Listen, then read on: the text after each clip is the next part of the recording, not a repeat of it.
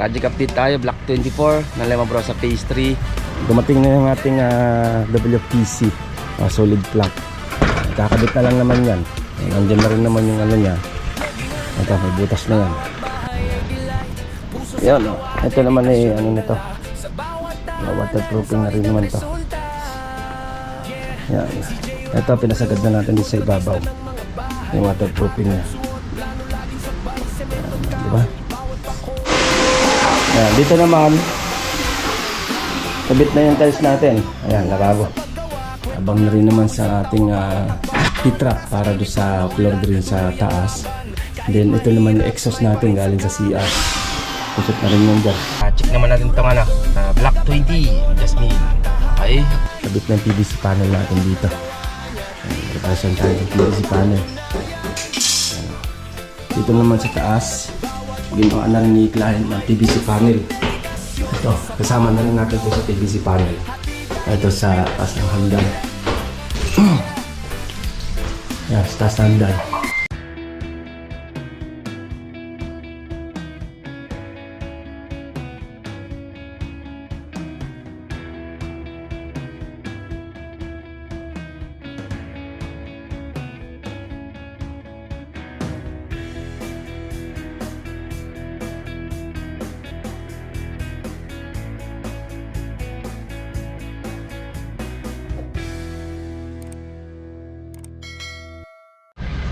Yan mga boss, good morning, good morning. Project update tayo, Block 24 ng Lemon Bros sa Phase 3. And then yung Block 20 ng Jasmine. Yan, update na rin natin. Kabit na yung ating WPC. Kabit na yung WPC natin. Decking, and then waterproofing na rin yung taas. Check natin. Yan mga boss, project update tayo. Yan, dumating na yung ating WPC. Solid plank. Kakabit na lang naman yan. Nandiyan na rin naman yung ano niya. Ito, may butas na yan. Nandiyan na rin naman yung kanyang mga bolt, yung carrying bolt. Ayan, okay na rin naman tayo dito. Ayan, kabit na rin yung mga ilaw na. Ayan, kabit na yung ilaw. Attach na lang ng konti. Ito, kuha sa ating perspective. Yan sa perspective natin. Yan. Okay, and then yung mga junction box natin, nandyan lahat nakalinya. Yung ilaw dyan, doorbell, nandyan. May abang pa yan para sa kanilang CCTV. Okay, dito naman waterproofing na tayo. Waterproofing na dito sa taas. Check natin, dito lang tayo makiyak. Ayan, ito naman ay ano na to, waterproofing na rin naman to. Ayan, ito pinasagad na natin dito sa ibabaw yung waterproofing nya. Ayan, diba? Tapos sagad na rin yan doon, pinasa natin. Tapos pinalagyan na natin ito para kung halimbawa mag-alis rin ng tubig, hindi natatagos dito. Nalagyan mo ng kapiraso. Waterproofing na rin yan. Ayan. Okay, waterproofing muna to. Yan o. Ganda to pag nag-open sila dito. Sarap tambayan dito, presko. Tago pa sa init ng araw, gawa ng puno. Yan o. Diba? Ayos tayo dito sa ating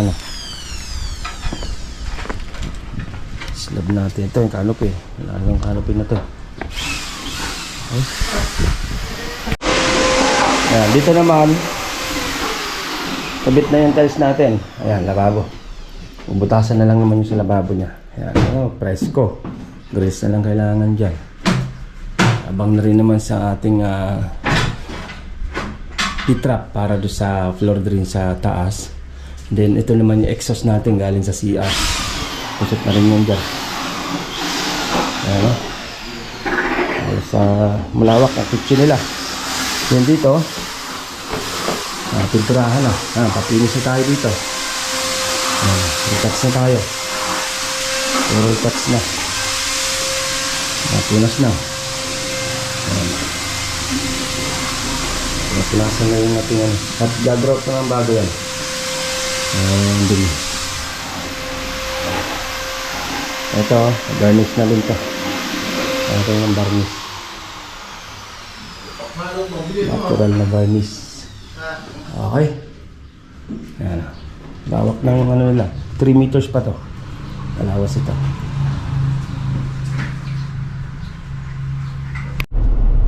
Yan boss, yan natin konti pasilip sa block 24. Halos patapos na rin naman yan. Wala pa naman total ng finish yung extension na kitchen yan. At yun na lang naman ginagawa namin, yung tiles. Tapos yung finish yung tiles sa kitchen. At waterproofing. And then yung nililinis na lang ng team. Yun na lang naman yung gagawin namin dyan. Okay, at check naman natin itong yung block 20 Jasmine. Okay, update ko kayo pag nandito na ako.